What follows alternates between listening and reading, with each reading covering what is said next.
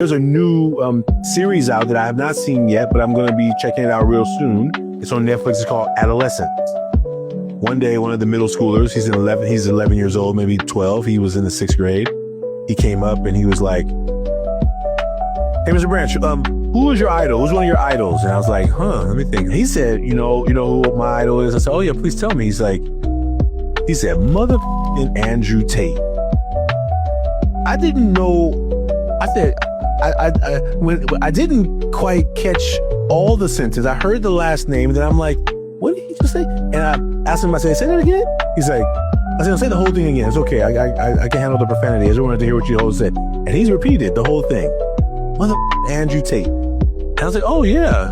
Now, in my mind, because I know about what I have heard and what I've read and what I've watched the man admit to doing, I said, "Oh, tell me more. I'm really curious." I know that my job right now is to stay neutral in this conversation. I gotta say neutral, and I gotta say curious. I have a belief, and I have to be careful that I'm not trying to like spread my belief, because young men will pick up quickly when you're trying to judge them. And so I don't want to judge. I'm concerned that this young man, who is a very beautiful young man, some of the behaviors that he shows his peers, began to become more clear why he treats people the way he does.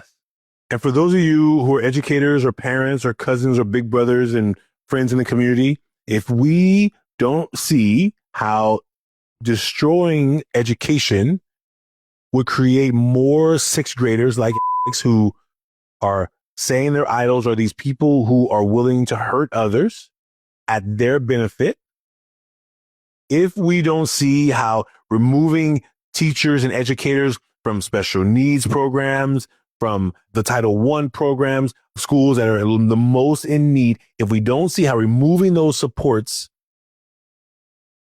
from those schools, if we don't see how removing educators, peer educators, para-educators who help teachers see things that they're not able to see because they're navigating really difficult classrooms, if we begin to pull those resources away, we're going to create more who in his own way is just doing his best.